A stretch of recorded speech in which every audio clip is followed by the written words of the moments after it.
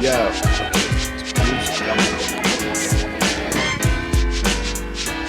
Somebody playing some keys.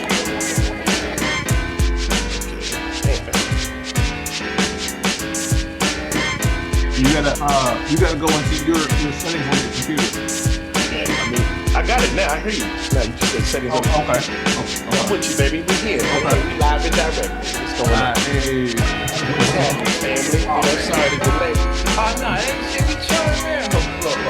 Chilling, man. Matter of fact, we gonna start it in 3, 2, 1. What's up, y'all? It's your main man, Jay Sands. Sands on Sports, hip hop and sports entertainment at its finest. That's right, y'all. The big kid is at it again. I think last week I said it was episode 106. I might not have, though, but I think I said it was 106. This is episode 106 right here, season 6. The first hip hop and sports podcast started in 2008. First interview was here in Baltimore with Royce the 5'9", and we've been cranking out ever since. Wow. And today in sports history, we got some track and field for you. So, 1984, Carl Lewis jumps the world record indoor for 8.675 meters for the long jump. So he broke the world record then. And then Mike Conley, shout out to his son Mike Conley Jr., who's on the damn Minnesota team, because I played with them in 2K on my second level. On my second level, I played with them on 2K. Okay. So his dad set the world record, indoor triple jump world record in New York in 1987. So that happened in sports history today. A little track and field. I was slow. Matter of fact, do you, Tahir, we got my cousin Tahir. He's with us. Boom. Do you know your 40 time? Oh man, your best 40 time ever. My best was like a 4.49. Okay, boy. Okay. I was pretty fast. That was at Metro Camp. That was an official. That was official time. Yeah, you bow-legged, so that's difficult. Yeah, no, seriously, dude. Like, yeah, cause you dig in. You dig in. You know what I mean? So, yeah, that's real. Hey, Grapevine throwing darts from the rip. Nah. Yeah, come on, nah. Yeah, dude, I wouldn't dare. Nah, just because you faster than me. You know what I'm saying? Hey, bro, that's why, man. That's why I be trying to back up out of fights, man. Because I can't run. If I could run, I'd talk mad crap. Yeah. But when you got to scrap, you be like, man, we really ain't got it. I'm too old. I ain't running. You know what I'm saying? Man, I can't even lift. I gotta be able to lift up a gun. That's where I gotta get. Wow. I gotta be able to lift up a gun now because I'm not fighting. I'm not. You would be more. Yeah, exactly. Ain't no fighting here. So you gotta be able to shoot with your left and your right, man. You know what I mean? Because it definitely goes down here. And ladies and gentlemen, you guys are hearing a voice. And today, we got the brother Grapevine from Trends of Culture in the building. Yes, sir. Yeah. What's good? Everybody, look, everybody listening happy now. Everybody listening happy now. Huh? Yeah, we got Grapevine in the building, man. Yeah, so, can you do me a favor and please give everybody like a 20-second bio about yourself? Okay, well, I'm 6'2". I'm a Cancerian, and I like Chinese food. Nah, just playing. I'm just playing. Nah, real spit. I'm a hip hop MC from the golden era. I'm also an accomplished actor, and I've done comedy. I was in a group called Trends of Culture, which never broke up. Yeah, we just one of the very few groups that just left. Yeah, and it's like and didn't owe anybody anything, which is rare, like uncooked steak. You know what I mean? Like we saw how the deals were going, and I was like, if I want a bad deal, I go to Vegas. Yeah, exactly. I'm not gonna be excited to lose. You know what I'm saying? But for the record, we never stopped making music. Yeah. just because it's hip hop. When it's something that you do and it's your culture, you do it whether there's a crowd around or not. It's for yourself. Yeah. You know what I'm saying? So the pin game is still, game is still official. You know I seen Nasty's a DJ now, right? He get down with the DJ too. It's funny, he started as a DJ. And that's what he used to do the house music. Yeah, Nash was a DJ first. You know what I'm saying? Very, put like this, even though Nash is from Harlem, he has Queens tendencies. Okay. What I mean by that is like DJ Run. Yeah. And one of his favorite rappers at the time was LL Cool J. You know what I'm saying? So, you know, so it's like, yeah, we come from it's yeah, man. We come from that, bro, real shit. Yeah, man, but I mean, oh, it's like, there it is, baby ball. yeah, you know, that's you got. I got put on the voice. You know, what I'm saying off it, off it, off it, on it. You know what I'm saying? Like, you know, that shit bang. Yo, what's crazy is the history behind that song. Hey, excuse me. Oh, okay. I'm not gonna go there. If you do it now, they're gonna turn this motherfucker off. Okay. As soon as you're done talking about that, so we're gonna hold on to that. I'll save on that. We're gonna save it. Yeah. But yo, what we like to do is ask brothers their favorite team, starting with football. Okay. Pittsburgh Steelers. What? Okay. At basketball. Oh, the Knicks. Oh, okay. I know. It's like I'm like a battered woman, but like your man Max Kellerman said, you can't hurt me no more. Yeah, the Knicks doing good right now. Though they love the point guard. The point guard, he's official. Brunson is amazing. Yeah, but here's the thing. Here's what's so frustrating. And if you're a Knicks fan, you'll feel me. I almost quit being a Knicks fan when they traded Rod Strickland. Okay, like it took a lot for me to even mess with him again. Because the whole thing with me was we needed somebody that could feed Pat. And what was crazy was Mark Jackson was able to feed Pat. He was. So it was really amazing to me. Like I couldn't believe what I was experiencing at the time. You know what I'm saying? So I was like, yo, wow, okay, deja vu moment. Yo, now here's what's funny. Yo, Tahir, remember I told you I had a dream I was on a podcast? Oh, you just had the deja vu? What just happened, and the cat walked by. We just talking about this. Yeah, I told him about this years ago. I'm gonna let it go. Anyway, that's cool. That means you're doing the right thing. That's all. I'm gonna let it go. Let spookiness go. Spookiness go. And when it comes to baseball teams, this is funny. It's weird because I had met, I think with the Phillies. I had met Steve Carlton. Okay. Ooh, Phillies. A long time ago. So I wound up being a Phillies fan. But then as I grew older, had to be the Yankees. I was in the Bronx, had to represent. You know, I say the Phillies, and I got to fight Grand Concourse. You know what I mean? I'm not gonna do that. So I was like, all right, man, y'all got it, Yankees all day. You know what I'm saying? You doing any hockey? Islanders, come on, man. Okay, the Islanders, got you. Yeah, you know what I'm saying? But I mean, that's just because it's New York. And the one thing is, even though I'm a true New Yorker, there's a lot of things about New York that hurt my heart. Yeah. And I've seen it come into fruition. That's why I just like the arrogance of New York is frustrating. Yeah. Because it's warranted by proximity, but it's not earned. Yeah. Yeah. You get what I'm saying? Like, that arrogance is not earned. You know what I'm saying? So you got cats out there that act alien to their character when they leave their area. They do things they would never do at home because they know they get their heads bashed. You know what I mean? So it's like, it's the arrogance in New York that's frustrating. But the real New York, which you can see, I think is probably explained best through Cameron and Mace. Like that's real New York right there. Funny. That's because it's hardcore silliness. You know what I'm saying? But they dead serious. You know what I'm saying? Yeah. Always shout out to Cam and Mace, man, because they doing a hell of a job. Hey, what do you feel? Because I'm a Pitt fan at basketball college. How do you feel about Charles Smith? Okay, I'm a Knicks fan, so you know how I feel. Come on, B. That layup hurt my heart, B. I almost bit my teeth through my lip. I was like, you can't go harder than that. You know, wasn't his nickname Liquid? Yeah. It was something. See, that's how bad it was. You forgot. I know he married Shorty from Team. Remember Pretty Shorty from Team Summit? He married her back in the day. Oh, word? Now that I didn't know. Yeah. Well, Liquid it is. Yeah. Yo, that whole Pitt squad was crazy. You got Jerome Lane. You got Gore, R.I.P. R.I.P. Demetrius Gore. That was my man. At Daryl Porter, Jason Massey, Sean Miller. I remember that squad. Vicky. See, you got me open on that because I used to be a Georgetown fan because everybody from New York was on that Georgetown stuff. Remember when Pitt fought Jerome Lane he fought the dude from Georgetown that was like a boxer. He was a Golden Gloves boxer, but he played for Georgetown. Jerome Lane and him got in a fight back in the day. Georgetown and Pitt. Yeah. Back in the day. I'm gonna try to find a fight and post it on Sands on Sport because that was one of the great basketball fights of all time. But anyway, Grapevine, what sport did you play growing up in NYC?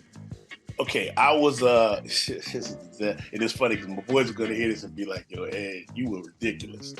I was a basketball player, but because I would watch the games with my uncle, I didn't understand the science of it at the time. Yeah. And so I was really a butcher. You know what I mean? For folks who play with me, they'll tell you, like, Hacking it. my entire style of play Hacking it. reeked basketball. But Yeah. like, cause all right, I grew up in that time when, folks got beat. You know what I mean? And because my dad's from that old school, you know what I'm saying? If it didn't hurt, it wasn't a foul. You know what I mean? So my man Cordy, who was like Magic Johnson, no exaggeration. Shout out to my man Ferg. Oh, and rest in peace, CJ, because he was a beast too. My man Cordy would always have me on his team because he knew I was going to get rebounds. He knew I was going to block. I was going to do the stuff, because I was so good at blocking because once I would see a person's like form, I knew how quick my hands were. So I would keep my hands almost down to the sides, like playing with them and just name gum. Like Hubba Bubba, Bubbalicious.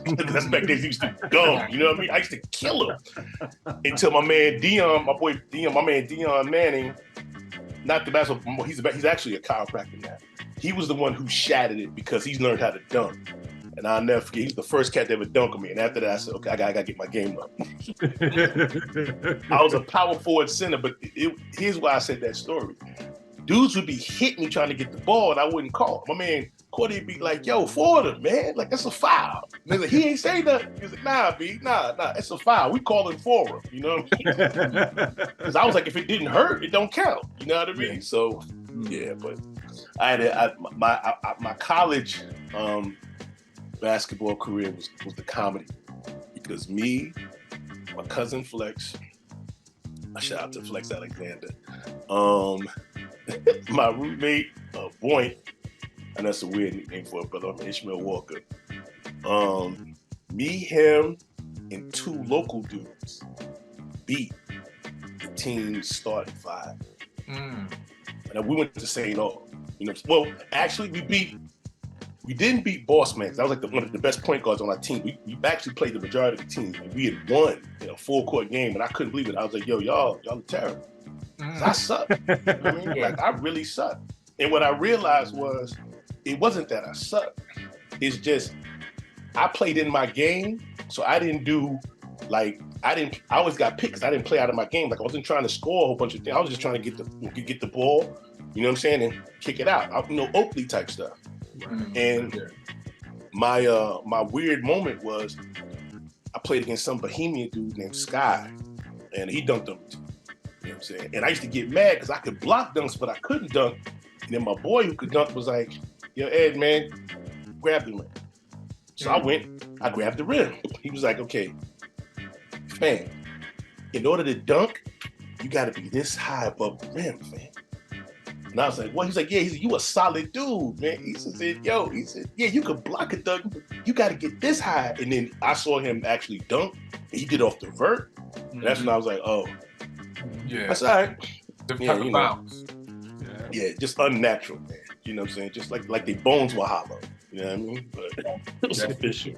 My favorite player was Larry Johnson at that time. You know what I'm saying? So I got my J right, but I couldn't dunk. So I said, fake Johnson moves. With Charlotte or Larry Johnson with the Knicks? Charlotte. Larry Johnson with Charlotte. That's Grandma. Because I was in North Carolina at that time. You know what I'm saying? So when he finally went to the Knicks, everybody called me, was just like, I said, but his back is messed up. It ain't the same Larry. You know what I mean? But it was just, I was in heaven when that happened. You know what I'm saying? I only had 3 basketball teams that I loved, and they come in this order: Knicks, Charlotte Hornets, and Heat. Okay. Yeah. But I was thinking that he was. The Lakers haven't kicked in. You ain't got a little Laker running through your blood. Nope. First thing is this: certain teams, I give them what I call the bandwagon crew. Like Dallas, I consider bandwagon fans. I hate Cowboys fans. Lakers, and Yankees, bandwagon fans. There's certain fans who have received such acclaim and such luck that it's like, come on, bro. Like, dude, that's like running with the water. That's like, you're not going against the grain. Like, why do you like that team? Now, for folks who are from here, who are dedicated to the cause, I salute them. Yeah. There's a lot of cats that just jump on board. I'm just like, when you look at, matter of fact, you play 2K, so you know, when you look at the roster of the Lakers and the Celtics, it's unfair, man. Dude, I play with Milwaukee. Yeah. Oh, with Kareem. That's what it is. For Kareem. Okay, I hear you. Oh no. I play with Kareem on the third pair. I do play with Oscar Robertson, Kareem, but on the first tier, I play with Milwaukee at Greek Freak in them. In that Dame time. Oh, that's savage. That's just yeah. I gotta play top 10. Man, these dudes hit threes. See, this is my thing about dudes, man, on 2K. let me do some therapy here, man. First of all, nigga, if you got the three glitch and you can just hit a three every time, motherfucker, then why the fuck are we playing? Because I hit three every time, motherfucker. So anyway, I'll take my L. Because it happens. It take my L, but guess what? I don't shoot threes that much when I play two. I'm to the rack. I'm going to the rack. Okay. But see, that's old school. I ain't mad at you. Dudes on 2K get ridiculous with the threes. Like, dude, you haven't missed 1 3, and it's just like, dude, why you even play the game if you know how to make every three, motherfucker? What's funny is because what's funny is me and my boy, because we used to play 2K from the beginning, and we're savage with it. Like, and when I say savage, I mean the competition I got over there is crazy high, but we haven't played like that before. Now it's just me and my cousin. We play on Superstar. Okay. Like, we do it because All Stars. Top level. Yeah. Yeah, well, Hall of Fame is top level. I ain't get there. I play Hall of Fame. I play top level. I fuck around. Yeah. So you understand because here's the thing: when you play Hall of Fame and Superstar, if you close out right, I don't care how good you hit that three, you're gonna get that rim. Yeah, you know what I'm saying? Yeah. Or if you challenge it, you'll get that where the ball's up there deciding whether it's gonna represent, and then it'll fall to the right side. You know what I'm talking about? Only 2K players know what I'm talking about. Where the ball be like, percentages, nah, you ain't make that. You know what I mean? Yeah. But I'm extremely frustrated in that game. Yeah. I'm not gonna say I'm nice, because before I was nice, and then after a couple of them, my niceness left, and I just learned how to be extremely frustrated. You play online, right? Oh yeah, I play online. And the funny thing is, what's funny is that what I've been doing, because we used to play. I'll tell you how ill we used to do it. We used to get all the old players in their prime. You know what I'm saying? Make a draft class, right? And then we would just have this one draft where we get that, and then we go each year up. You know what I'm saying? So the ones that we have in the prime won't be double, because we'll make sure it's to certain years, or we'll wait till 90. So it'll be all the old cats, and then we'll start from like 90, go up. Yeah. Just see what happens. And then because it's from cats in their prime, you start to see how sometimes the years don't translate, because it was a different kind of basketball back then. Yeah, don't translate. You know what I'm saying? So we've been doing that, having fun. You know what I mean? It's been in the eras, this is before they did the eras. So now they did the eras, I ain't got to work that hard. You know what I mean? I get a chance to play with the characters. And I mean, because I'm a basketball fan, I remember watching basketball with my uncle and stuff and seeing certain cats, and I was like, oh, I remember he was a beast. You know what I'm saying? So you start being like, okay, I remember him. And it's just so much fun seeing them go against each other, you know. And it also goes against that Jordan, LeBron, and Kobe debate, where if you play with heart, you see how certain cats can play. You know what I mean? And it's like, there's always a comparison of folks trying to compare to Jordan, and I'm a Knick fan, okay? So, and I met Jordan, and I'm not excited about it. But the fact that he left, came back and won 3, at that point, my respect level for him went out of the roof. Because I'm like, that's living proof that you are the deciding factor. You're the catalyst. Yeah. You know? And I seen the stuff he did, man. And it was like, I was just like, this dude's killing me, man. You know what I'm saying? And as a Knicks fan, there were times I'd be sick to my stomach, man. My cousin jumping around, I'm like, oh my God, man. F all y'all. Seriously, you know what I'm saying? Like, y'all are hurting my heart to the highest. You know, between Jordan and Reggie Miller, boy, I tell you, boy. Reginald.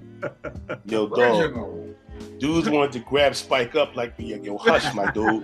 Like, yo, hush, fam. Like, yo, killing us right now. Yeah, like, oh, we did that?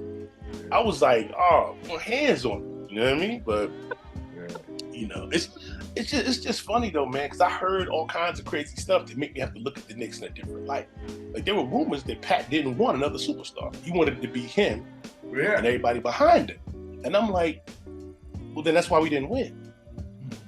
You get what I'm saying? Like it's a team effort. It can't be no one man is an island. And perfect example, look at Jordan.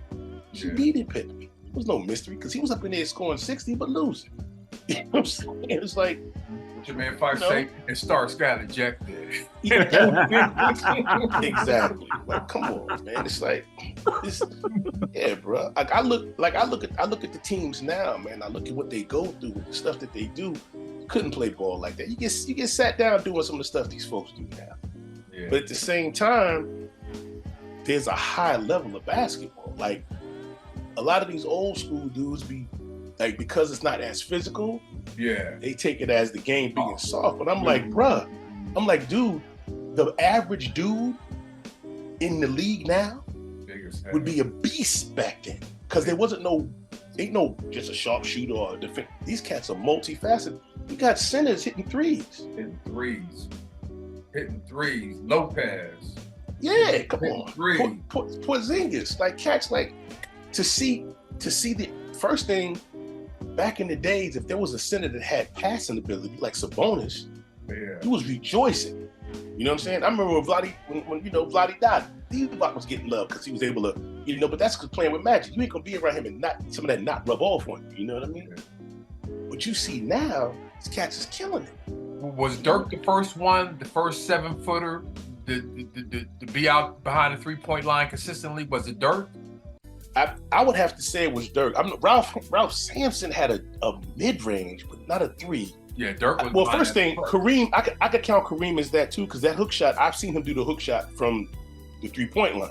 Yeah. You know what I'm saying? But which is, to this day, I still don't understand that. Like that's coordination at that degree makes no sense. But then again, we got this cat in the Spurs who's been, and Kyrie gave him that, Wembanyama, imagine him in the 90s. Dude, it's like there's the unicorns, man. Like Porzingis and all them cats, man. It's like, it's, it's funny, man. I see these basketball players now, and I'm in awe. You know what I mean? Like Ja Morant, when he took that time, even though he got injured, when he came back, did you see that? Ja Morant. That is so not normal. That cat is savage. I bought some Ja Morant shoes. I got a pair of Ja Morant. I ain't even wore them yet. I was gonna wear them in Miami, but anyway. Yo, hey, check this out, man. Yo, check this out, man. Hold on. Hey, you hear this sound, Ed? This sound means we are going to exit the first quarter. Get the hell out the first quarter because we're going to talk NBA and basketball all day, and we're going to jump to the second quarter. Now, I wanted to ask y'all, man, because this sports, did y'all see the Cam Newton video? Yes. Sam. Yo, did you see the first guy get thrown? Yeah, he got tossed. Yeah. I don't understand how folks don't realize these are athletes, man. Like it's a different level. Yeah. Damn, he's 6'5", 240. Let's start there. You know what I'm saying? You know what I'm saying? Like I'm over $3 and I've thrown people, and I'm not skilled. Yeah. You know what I'm saying? So it's like, you know what I mean? Like, I don't, it'd be baffling me, man. Because what's so funny is there was this thing that used to come on TV called Average Joes versus the Pros. Yeah, I remember. Yeah. And I used to love that because it would give folks a chance to see, like, you might be in shape, but you're not at the elite level. There's levels to this. Just like from going to college to regular basketball. You know what I'm saying? Like, this is another reason why I wasn't that good at basketball to me. I played against cats like Headache and dudes like that. Yep. And when you're just an average basketball player and you see a superior intellect with tricks, that's discouraging. You know what I'm saying? Like for a hip hop artist, it's like when I first heard that song Lyrics and Fury, I almost put my pad up because I was like, I can't keep up with that. Mic to mouth, but such. What am I? Come on, man. Close. You know what I'm saying? Then Rob Bass got signed, and I knew there was hope for all. You know? We love Rob Bass. That's the song. Look. I got love for Rob Bass because he's from our hood. Yeah. Rob Bass was not the strongest rapper in the hood. He got signed. Dudes that was bus drivers was like, "What? Rob, you give me my pen, man." Yeah. I said, everybody started writing. Hey, that was the crackhead anthem, fam. I mean, I want to rock it right now. It was like Rob Bass, DJ Easy Rock. You know what I'm saying? Like, what the hell's going on here, man? In the ultimate sample. Yeah. My favorite part was Biz Markie in the video going, oh. Shout out to Bismarck, R.I.P. Love Bismarck. Yeah, B. Yeah, B. He was there in one of my battles. But fuck, hey, Cam Newton's hat did not move, by the way. Come on. It didn't move at all. Yeah. That just shows you how cool he is, bro. Yeah. And that's also a snug fit. You know what I mean? I saw a video on Twitter. It was like a minute and a half, and it was just like him at his cams getting disrespected by kids. One video after another, just showing kids disrespecting him. I can't check it out. I grew up near Three Rivers Stadium in Pittsburgh. I used to go see the Pirates practice. They used to come before the season started. The Pirates used to come and have like, hey, we're back home. You can go to the Pirates Stadium and watch them practice for free. There's no way I was gonna cuss out Willie Stargell or Dave or all them old dudes. It's like, and my mom find out, my dad. Come on, man. So it's just like, man, I don't want to be the old guy to say this generation, but god damn, man, these kids don't got no. I mean, like I say, it's about 5 videos out there, kids just talking bad to him. Cam hit one kid like, yeah, well, where's your dad at? Kid got, oh, I don't know. That's a low blow. That's under the belt right there. Hey, well, hey, if you a youngin and you talking to an older man who's, I mean, Cam is probably, you got the 5%, right? He's the top, 3% or top 2% of that 5% as far as athletes. You know what I'm saying? Yeah. So he was top of the crop in the NFL. You're at his camp. Yeah. What are we doing? You know what I'm saying? I think with social media, people are too easily led to say things. You know what I mean? Right. Just kind of step out of bounds and whatnot. So doing it in his face. They in his face talking that. Well, first of all, they know Cam Newton can't put no hand on him. That's one thing. There you go. Yeah, Cam he can't touch. That's like the kid that they take him into jail to try to scare him. He's like, man, y'all ain't about to touch me. What y'all talking about? Because you know the rules. See, the problem is that we from the age of ass kicking. You know what I'm saying? So we gave some to take some where we know, like, you know what, this might not be the best move. You know what I'm saying? And once you realize that ass kicking don't take that long. Don't take 30 seconds. You know what I'm saying? Like, you'll talk ass kicking. 15 to 30 seconds. You can hem a cat up, man, with just a 2-piece and no slaw. You feel me? You know what I'm saying? Dry. Yeah, so once you know that, I've been hitting my neck, fam. Yeah. That slowed me down. Yeah. Because the dude was skinny. Oh my god. He was skinny. And like when you lag him up. And he was like, he thought I was gonna really attack him. And I was like, what you doing? You know what I'm saying? You know, just trying to like back him up. And Buddy hit me in my neck and had me looking like I was looking for ketchup on my shirt. I was like, you know what I'm saying? And that was a terrible situation. Oh, I mad did that after that. But I'm just saying, like, you know, it's like it didn't take long. You know what I'm saying? It's the body's fragile. You know what I'm saying? I'm living proof the body is fucking fragile. Hey, I'm unbreakable right now. Samuel L. Jackson. Fucking touch me. Mr. Glass. I can't even front.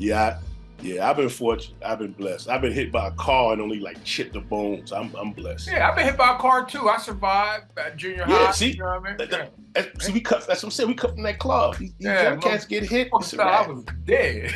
that was groovy. Yeah. And look, you know what? I was in junior high. It was basketball tryouts, and I was ashy. So I didn't have no lotion, and I couldn't go to tryouts ashy, my nigga. So I skipped school early to go home and put some lotion on. Stop. Yo, you was that ashy, fam? Bro, I was ashy. Yo, oh God. Fam, that got me. I can't even front. That man called me. He said, "No, I can't go to the tryouts ashy, fam. Like, looking like What? stonewashed. That can't happen." I feel. Yeah, I couldn't go to trials ashy, so yeah, they got me. Ah, But hey, speaking of bodily injuries, the shit that happened where college players are getting hurt by the people storming the courts. And they're saying, hey, as a matter of fact, Jay Billis said that we should lock them all up and all that crazy stuff, you know what I mean? But what do y'all feel about storming the court? Because the Duke guy that got, you know, it seemed like he was trying to give a little action before he got hurt, you know what I mean? So do you think they should stop it, or you think it's something that's harmless? Didn't Kareem punch somebody once? Yeah. I mean, well, first thing, it's been happening for years, and there haven't been that many injuries. I'm like, why is it happening? Why is the injuries now? Or if they haven't been talking about it. These kids are stupid. These kids is book smart, street dumb. They're running with their phone in their hand, watching life through a phone. Boom! Oh, I jumped off a cliff. It's sad, but it's like, because I got so much respect for these young cats today because of their reluctant unity. You know what I'm saying? And I call it reluctant unity because these folks are quick to hate on each other, yet they get together and make magic happen.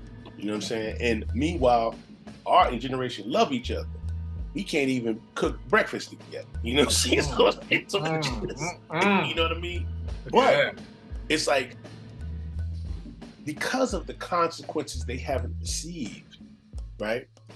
Their maneuvers are from a place of privilege, which most of us of our species, you know, the black culture, we don't understand. But who would have thought that would have been the path to destroy certain levels of prejudice? You know what I'm saying? Like, just that simple mind state of, no, you can't do that. No, I refuse to. You know what I'm saying? I'm not standing for that. Which is weird, because it's like, wow, these are the cats back in the days that Stokely Carmichael and cats was looking for. You know what I'm saying? These never say die mind state cats, you know? So it's the pros and cons, you know what I'm saying? That reckless abandon that makes it where you can accomplish certain things, but you get that, but then you lose the empathy, you use the common courtesy, you know? It's like a double-edged sword, you know what I'm saying? So because of the generation we're dealing with, I say we should slow that down, because we're not dealing with the right brain power to navigate themselves correctly. You know what I'm saying? So yeah, shut that down. No, don't run on the court. You see me, you know what I'm saying? You know what I'm saying? Take a picture. I say, yeah, let them run on out there, right? Survival of the fittest. And hey, if you mess up, hey, they get to steal on you. You know what I'm saying? You run up on the wrong, you know what I'm saying? You in somebody's face with your camera, you touching people, they get to steal on you. You know what I'm saying? So remember LeGarrette Blunt hit that? He hit another player, but remember LeGarrette Blunt? Yeah. Like, yeah, we won. Hey, step on this court or this field at your own risk. Yeah. We are not responsible. Yeah. That's how I would run with that. And see, and you would hate because again, the majority of the hoopers in college are black athletes. So although one of the incidents was with Caitlin Clark, a women's basketball player, but most of the athletes who are going to be interacting with this are black youth. So one of them pops somebody, they're going to try to Brittany Griner them, probably some shit. You know what I mean? Of course. So it's just like, And you also got some crazy white boys like Steve Blake who couldn't wait to scrap. Those cats, you know, it's about that life. You know what I mean? A white dude who's been in college, he can scrap because he didn't play with brothers for a long time. This should be literally a waiver. When you go into a stadium, this should be like, yo, if you run up on this court, you get what you get. Yeah. Period. Yeah. Hey, it's like a rodeo. You wouldn't jump in that thing with the bull riding. You know what I'm saying? So, you a rodeo clown? Keep your ass out of there. You know what I mean? You know? That's the thing. It's like folks be having such ill perceptions till you see folks up close. Like when you see baseball players up close, you be like, yo, this cat is huge. Like, I'll never forget when I first saw Karl Malone, dude. Oh shit! I was in New York, right? Now, mind you, when I saw Shaq, I was impressed by the mass. But I was more impressed by Karl Malone because I saw him from a distance. He was in the hotel, had on the black muscle shirt, jeans, And he coming in, I'm looking, I'm like, yo, this cat is getting mad big right now, fam. You know what I'm saying? Like he's getting huge. And then when he walked up, I'm looking and I'm seeing, and I'm not a little dude, I'm 6'2", 3 something. And I'm looking at this cat's shoulder. Yeah. And I was like, I couldn't keep this cat out the paint. Like, could you imagine? You saw the elbow that opened up Zeke back in the days? And notice, did nobody fights. Yeah. They saw that open nail because brilliant displays of violence brings forth a passive nature, some of the most aggressive animals. You know what I mean? It was like, damn, you all right, Zeke? You know what I mean? Hey, my boy, a good friend, Mike Blake, he's a photographer for Reuters. And he invite me to come to the games and be his photographer runner, right? Yeah, when he super new camera, so he didn't really need me, right? But I was literally under the basket. And this is when Karl Malone and Gary Payton was playing for the Lakers.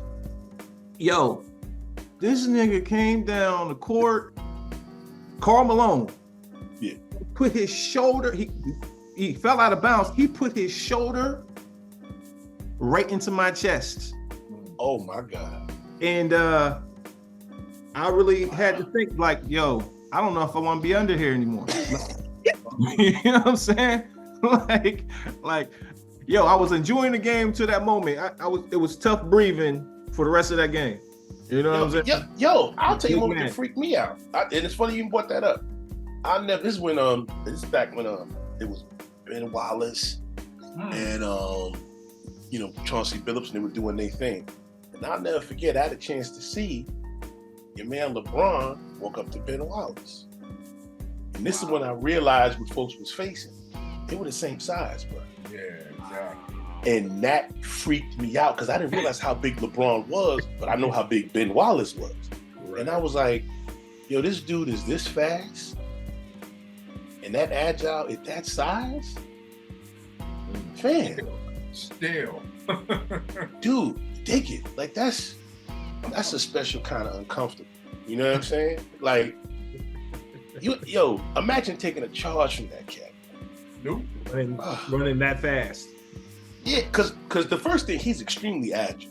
You know what I'm saying? For his size, he's extremely agile. And it's like, look at you with Euro step and dunk it. Euro step down.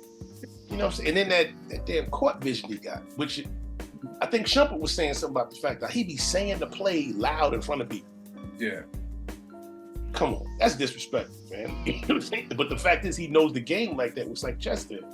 It's just that's how come when I used to always compare him to Jordan. I was like, I would compare him more to Magic than Jordan. He's more facilitated. You know what I'm saying? Than that. He's more Magic. But he's Jordan in him, but he's more Magic. Oh yeah. It's this. He got some Mike. Yeah. It looked like the type of dude, he wanted to be Mike, but he was just too big and too nice, so he had to be Magic. But he looked like he brought up, I'm gonna be Mike. Mike. No, when you let the score get crazy, he pass it, and cats keep missing. Oh, you'll see the Mike come out because he's done it. He'll be like, boom. He got that fadeaway now. He got that fadeaway now. Yep. He had that fadeaway. Yep. Yeah, man. I ain't gonna front, man. I was a LeBron fan. Yeah. Because of him being able to conquer the hype. I've never seen anyone live up to the hype like he. No blemishes. Because that's a lot of. Put like this.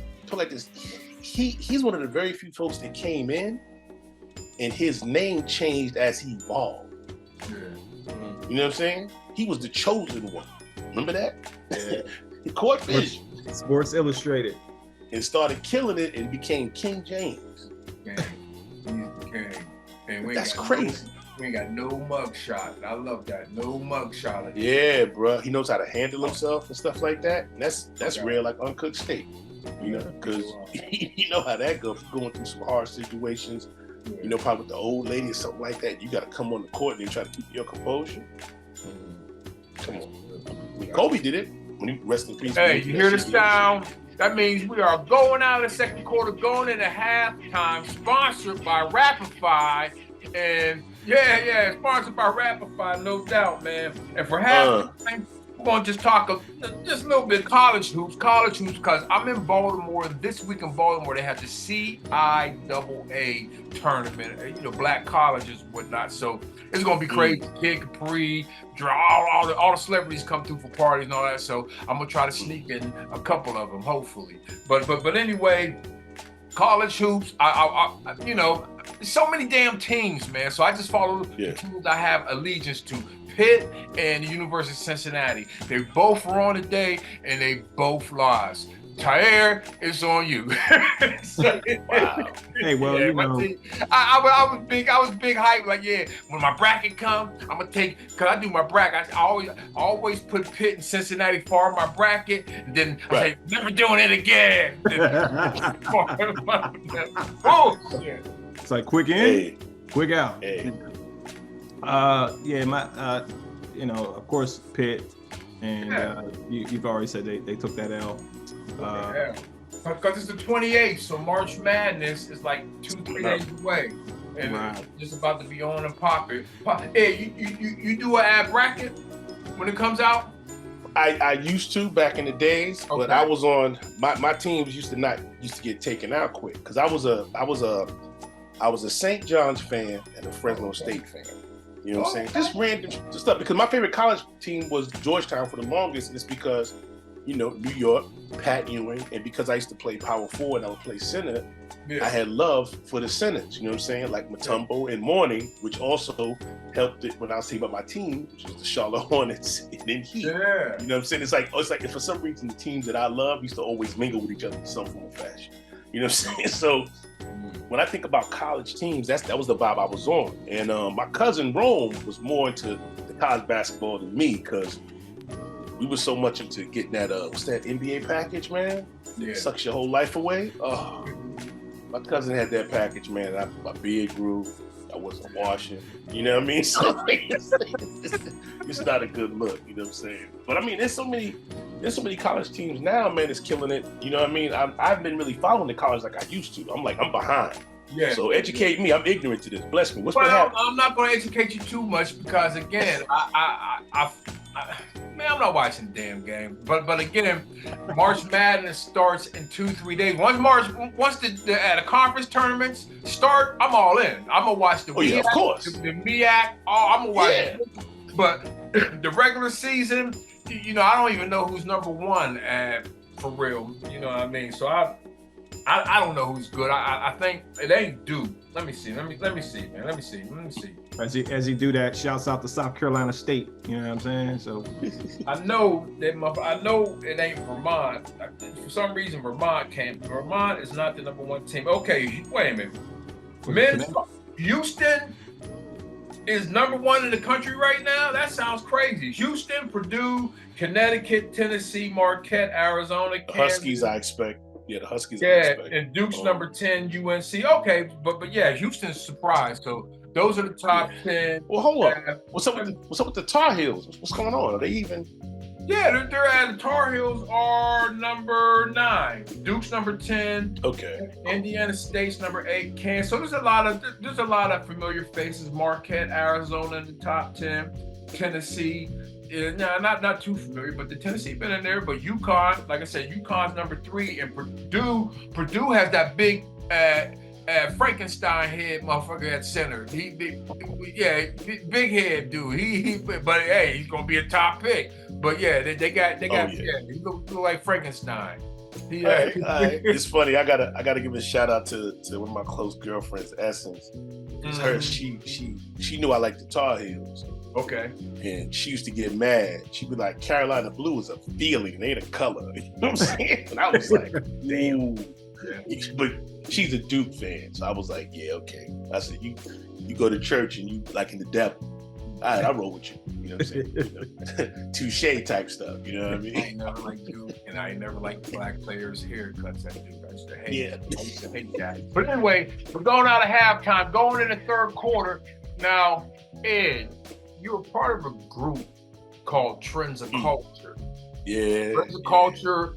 Them motherfuckers rocking like a motherfucker, boy. I still got the cassette tape. I mean, look, man, all the beats was banging through. Who was the producer of Trends of Culture? Shockingly enough, man, it was in-house. It was Oh, we had Lord Finesse helped us out with the off and on joint, but most of it was in-house because we actually, but this is going to show you how I don't pay to be first. We had cats who were musical directors for like Mary J. Blige and stuff like that. yeah. And we actually had a band, even though we did our own production. If we needed something jazzed up, we can go to folks who would lead them. So shout out to Cody, my man Cody and Bert. They had a group called One Blue Shoe back in the days. Things didn't pop out with them, but they're still talented dudes. They're still doing music to this day. Also, special shout out to Dinky Bingham. Dinky Bingham was the lead singer for the Jamaica Boys. Okay. And his daughter is Yummy Bingham. When you be hearing on the De La Soul, much more. I remember when she was a kid. You know what I'm saying? So when we did our music, we'd have the idea, and my boy Moel, this cat's production ability didn't make any sense to me, man. Because I was like, where did he get it from? But it's the God-given stuff, And plus, once you're a DJ, you hear music different. Yeah. I was a co-producer. I did co-production, but I was forced into it because we had an album. Here's what's funny. When we first did our album, we was gonna be part of Native Tongue. We was cool with Sammy B and all that. And my man was cool with African Jungle, but we was gonna try to get our way in there, but certain things didn't flow the way they were supposed to. And I gotta give a shout out to Tribe Called Quest, because if it wasn't for Tribe Called Quest, we wouldn't have sounded like we sound. Mm-hmm. There was a song they had, it came out called Definition of a Fool, but they were using a Roy A sample, right? There you go, one of the best. And then they had this song called Left Wild El Segundo. Yeah. And one of my close friends who was working at Jive, he was cool with Jeffrey Sledge, and he said, "Yo, Ed, I heard your demo, fam. Might want to hear that Tribe album." I said, "What you talking about?" I said, what I heard was okay. Yeah. He said this. He said, "Yo, Ed, first thing, Left My Wild and El Segundo was the wackest song on the entire album." Yeah. And I was like, they got a video to that. He was like, "Hey, listen to the album." Yeah.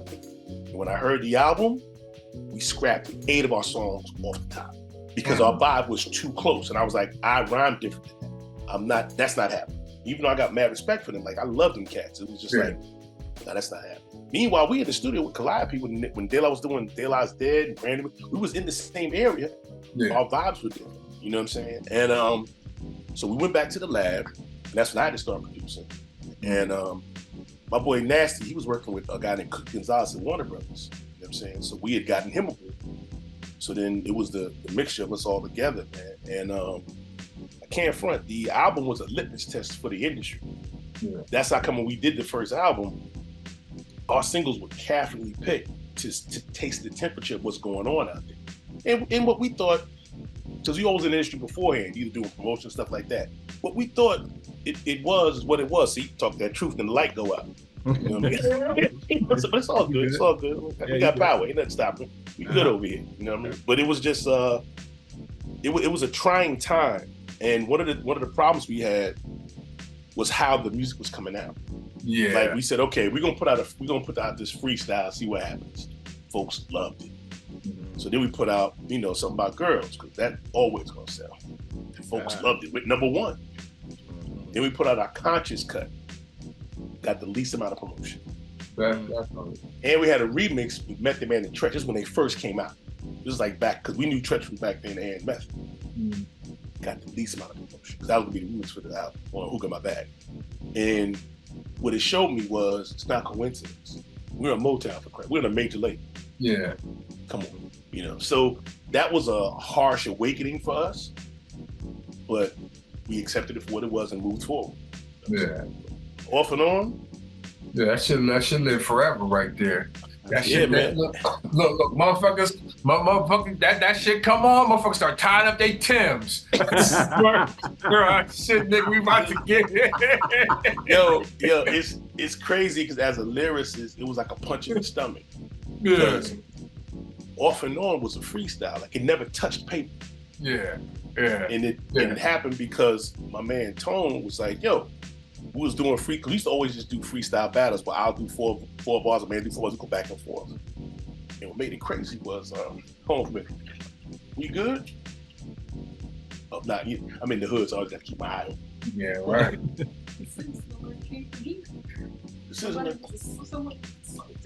Oh, word? Oh, we just citizen. Somebody was assaulted in the area. It's all good. Oh, You wow. know, what? You better not come in here. Y'all about to have yourself an incredible show.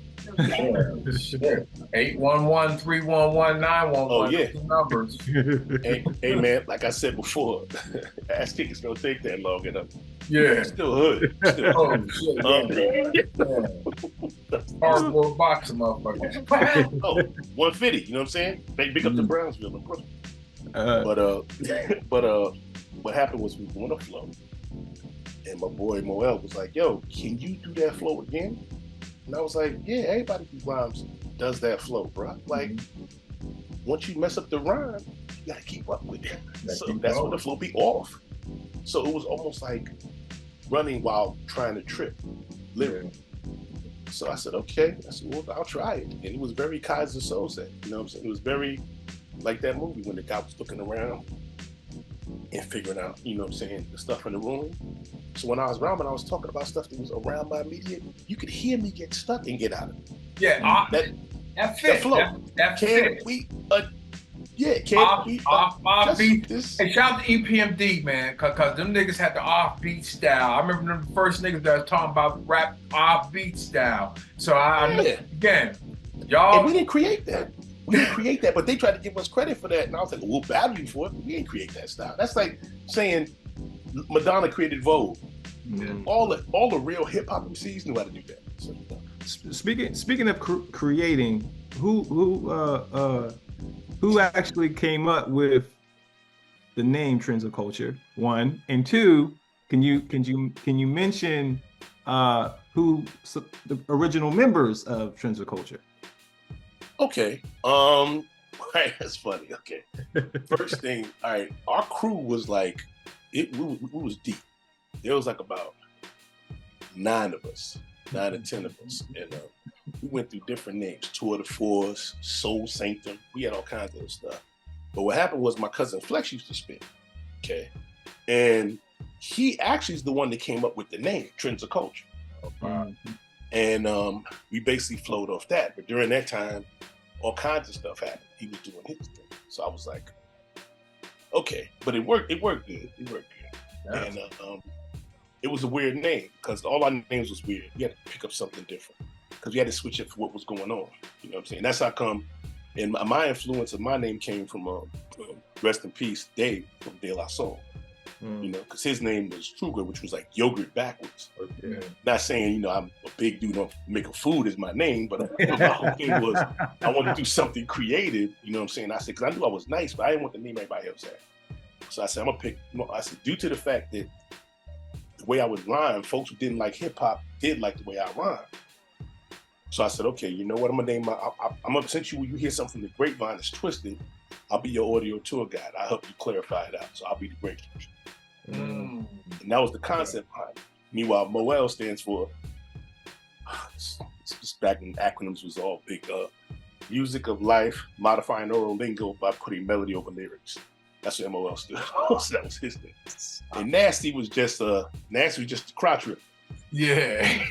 Kind of self-explanatory. You know what I'm saying? So, you know, there's a story about that, but I'm gonna save that one because we almost got arrested. It was a very enjoyable album, man. That was when DOS Effects, you know, was out. It was a dope era. It was the sewer era, man. You know what I mean? Like that's when Rumpelstiltskin show. I love Rumpelstiltskin. We did a couple of shows with them, man. Yeah, that was great. So it was that era, man, where it was like dudes were they like I get said a lot, but this was the time where dudes were themselves. Like as far as not talking about rhyming styles, like everybody had a different style. Like you didn't rap like Nasty, Busta ain't rap like Charlie. You feel what I'm saying? It was an era of originality, which is funny because the best way to explain it is the same way the Motown era brought forth a feeling of soul music that has not been copied since or hasn't been duplicated since. The 90s era was our Motown in hip hop. It was an amalgamation of several people who came together to create something incredible because everybody was trying to outdo each other on the level of what they could bring to the table. It wasn't like I'm gonna sound like you like that. That wasn't the papers. And it's very rare where everybody's nice. That's not, but it was, they would catch some of the weakest MCs back then could be lethal at that. You know what I'm saying? So we came from that battle culture, and then you had the problem where about 40% of the battle rappers fell off because they could battle rap but couldn't make a song. Yeah.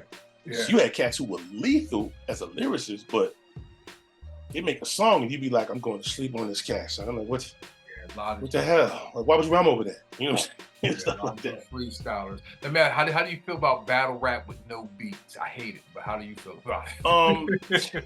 No, battle rap with no beats is basically aggressive spoken word. So exactly. I'm like, the only thing y'all missing is some incense.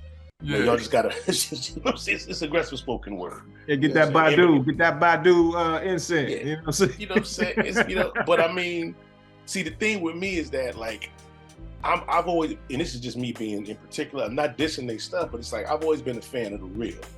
Yeah. You know what I mean? And it's like if a person says he do something, I like to believe they do it. Even in their mind, I like to believe it. Yeah.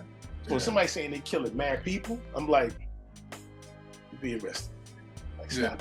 Yeah. But that is the style of rap, and I can't front. I love that English. You know what I'm saying? And sometimes it's that angst that be from the street that you feel. Like, to this day, folks can't tell me that MOP thing ain't crazy. Yeah. Like, how about some hardcore? What? Make them cats, bro. That's Brownsville. Brownsville brings that out. That's Tyson. That's Sean Piggott. That's that whole boot camp, Decepticon. That's what it brings out, and you could always tell what level a situation is by the music that comes from it. Like NWA and Compton, when you go to Compton, you saw what they were going through, like, oh, this how them niggas got like this. Yeah. Okay, you know what I'm saying? Because every area dictates the vibe. I'm from Harlem, Puff Daddy, Harlem Shake and all that. Don't say that. But but here's the thing. But here's the thing, though. I was born on the Lower East Side. Yeah. So my maneuvers are closer to Brooklyn than they are to Harlem. Like, even though I could dance, you ain't gonna see me jumping around like that. You know what I'm saying? I just saw Remember Ziggy? I just saw Ziggy this Ziggy's summer dancing like a motherfucker. Yeah. They still got it. But it's just, it was just a great time, man. And the thing that's crazy is, our career felt like sabotage. So we didn't get a chance to get fully excited to, feel what everybody else was feeling. We had mad love and it toured, had a lot of fun, but it's like, we were the most not known group when we came out. And because the promotion was so bad, we were killing shows. And let me show you how that worked. Folks would hear our song, then hear the other song, and get excited because they didn't know it was the same group. So we doing shows and folks think we outperforming. It's like, no, the crowd is just shocked because they didn't know that was us. You know what I mean? So it was fun, but also just disappointing. Mm-hmm. But hey, man, I wouldn't trade it for nothing because I love hip hop, man. Well, I tell you what, maybe if you would have been, putting out albums year after year after year like the Commodores, you wouldn't have got to acting. So how did you get into acting? Here's what's crazy. I studied drama in my junior high school. Okay, and I was always into acting when I was young. Like when I used to go to Kennedy Center, I used to do Richard Pryor. Like I was into comedy stuff when I was a really young kid. And what happened was, I fought hip hop. Like I was, because I'm from a certain area. My dad, lawyer. You know what I'm saying? So I was the preppy kid that was battling. You know what I'm saying? And I know Tahir know where I'm going with this. So the cats around the way knew I could spit. I battled and beat cats at the YMCA and stuff like that. But I wasn't like what you call, quote unquote, the hip hop kid. I wasn't rocking gazelles, didn't rock a lot of gold chains, you know what I'm saying? But I was like almost like a Dwayne Wayne, well, not that look, but just the vibe, you know what I'm saying? So when folks found out I could spit, it was on some old, Grit could spit. And I was like, yeah, I'm nice, dude. And then my cousin, G, gave me my first loss. He introduced me to this cat. I was working at the Statue of Liberty. And there was this kid named Shaquan, G-O-D, right? So we over there, my cousin guy was like, yo, I know somebody could beat you. I'm like, why are you trying to find somebody to beat you? What kind of family are you right there? And he was like, no, yo, Andy's nice. I was like, all right, cool. So we get on the ferry, in the garbage can. So I'm like, all right, cool. So Shaquan was like, all right, cool, go ahead, God. So I said, all right, cool. So I spit mine. The crew is bugging out because they didn't know how to spit. So they jumping up and down like, yo, Andy's nice. And Shaquan was like, all right. And he spit his stuff. Imagine hearing the flow like Method Man and Mr. Sandman in 83. Mm-hmm. What would that do to your mind? And I was like I lost. And I knew I lost, but I never lost before. And it was a humbling experience. And I said to myself, I said, yo, dude, I said, yo, you mad nice, man. He was like, no, God, you official too. I said, no, you don't understand. You nice. And I told him, I said, I swear to you, dog, if I ever get a deal, I'm grabbing you up.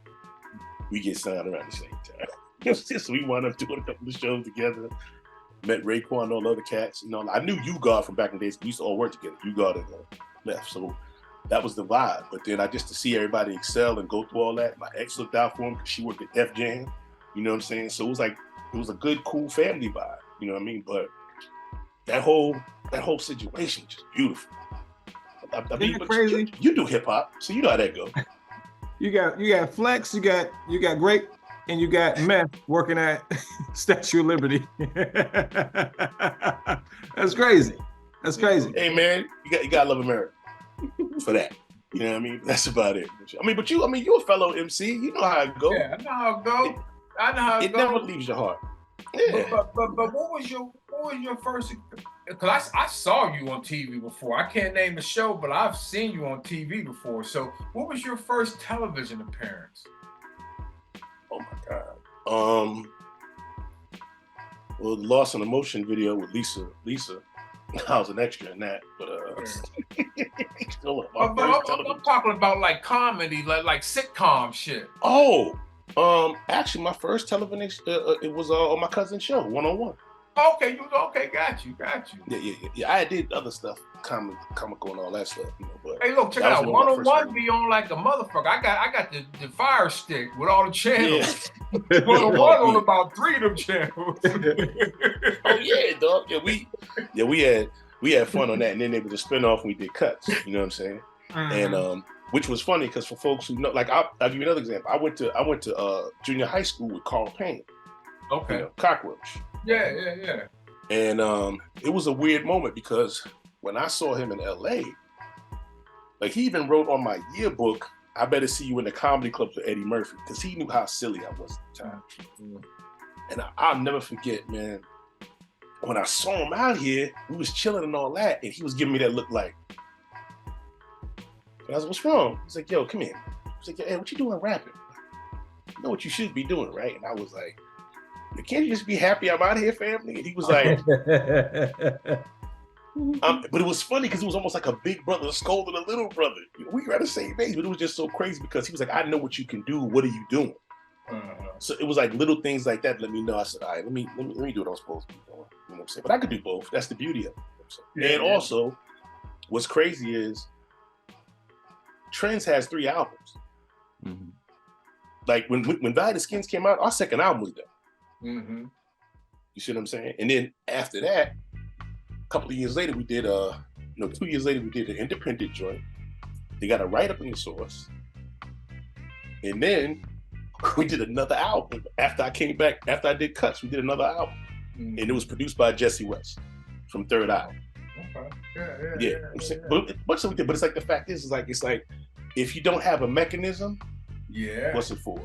You know what I'm saying? And that mechanism is a furnace that eats money.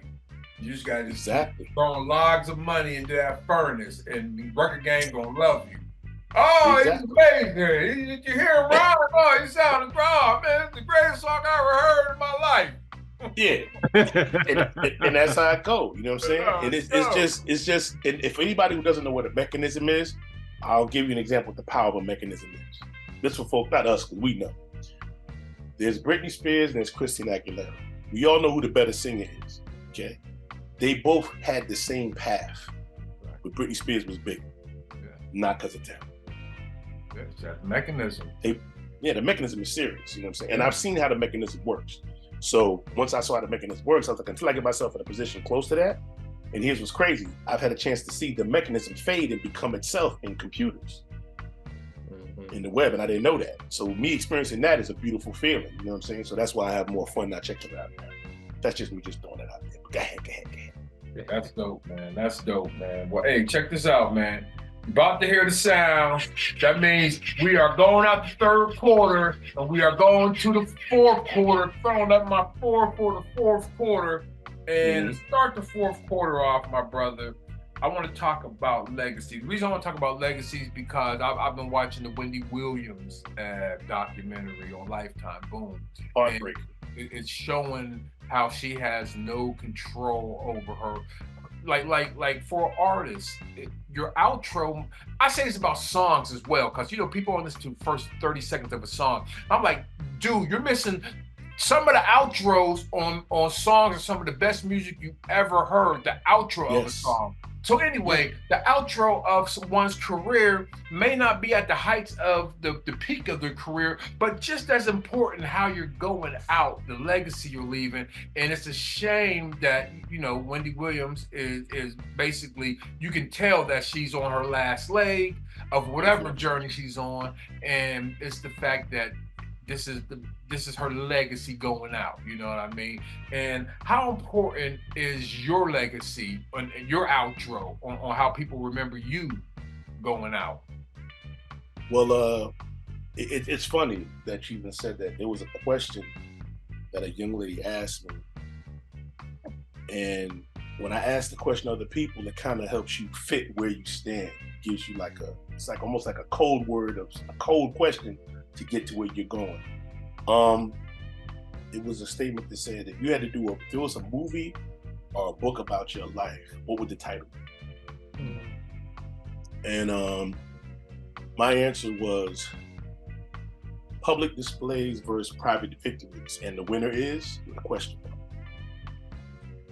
I believe that my legacy will get more recognition on my departure or on my second rise. And the reason why is because my accomplishments are private. And I love that. But in order for them to be received, the public must see it. The public must experience it. So as I get older and I'm learning to give less than fuck, everything's gonna be coming out. You see what I'm saying? So I know when that happens, it's gonna answer a lot of questions. Plus, I don't know if folks are uncomfortable because I know the truth behind a lot of stuff that's going on. And I'm not the kind of person to blow everybody's spot, so I'm not gonna do that. Yeah.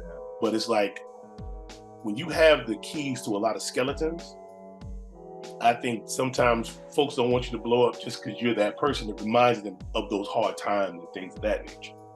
So that's another thing that's kind of uncomfortable. Not the gatekeepers, but it's like folks would be like, like, you don't look like you need help, but only the squeaky wheel gets the oil. You feel what I'm saying? Yep, so it's that vibe like that.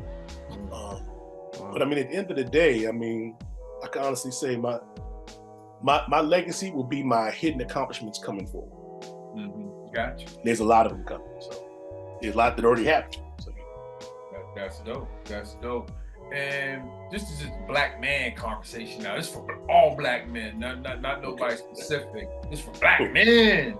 How important? Because I saw Rick Ross. Rick Ross was on the gram talking about some shit because of Wendy Williams and whatnot, and he was talking about having a will, a trust, and all that type stuff. So how important is it for us as black men to make sure that we have a will, we have a trust, we have life insurance? I heard today you gotta have life insurance for your kids now, just in case, because parents are losing kids now. Kids are dying at a high rate before their parents die. So how we talk about mechanism? How and forget entertainment. This is just about just passing on generational wealth to your family. Like your kid can take your life insurance policy or and use that money, you know what I mean, to pay for expenses, funerals and whatnot, and maybe have some left over to maneuver themselves. So how important is that stuff? And because I know we got to do a better job of it as men.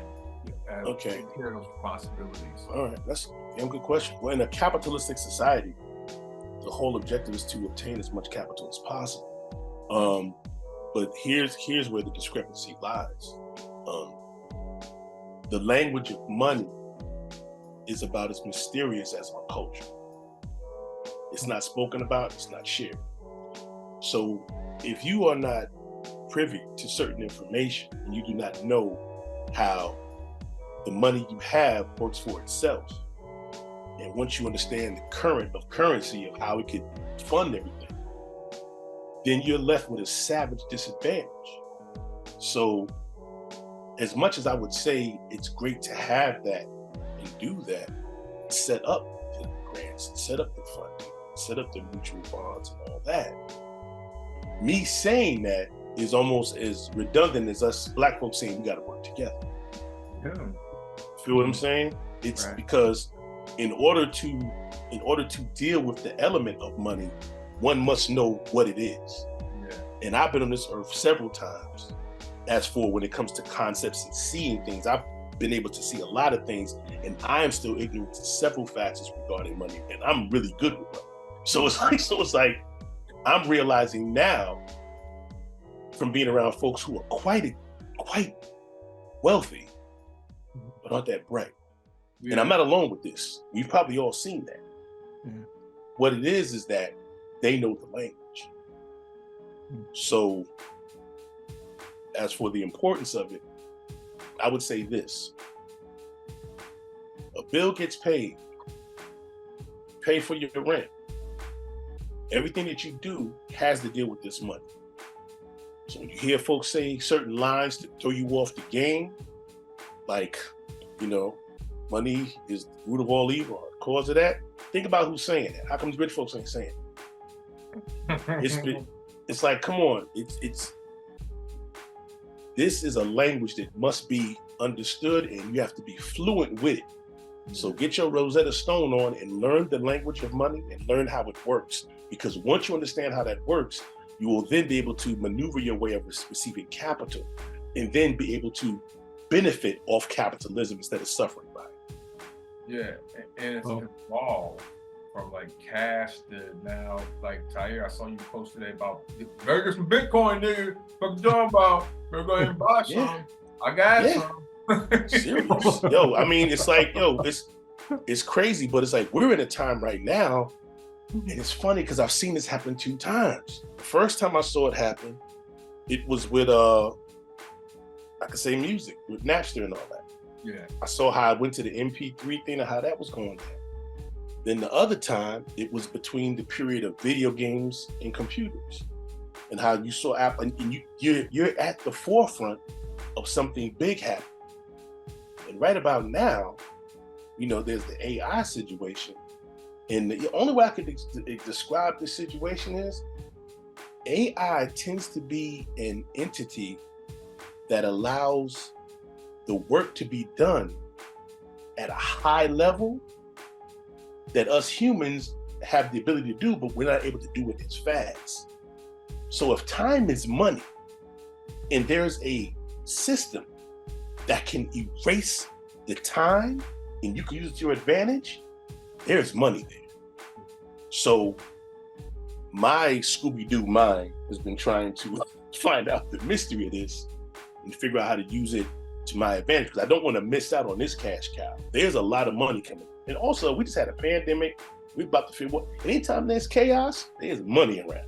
So as a black man, if there was ever a time for you to dig into something, to check something out, or look into it, this is definitely the time. In fact, I say we're late.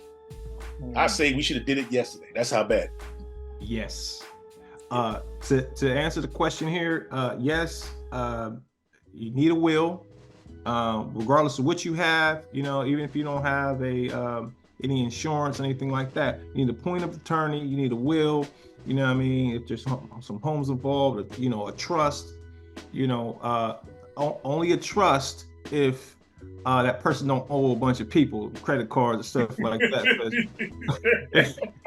That trust, they come after that trust. All right, just FYI, you know.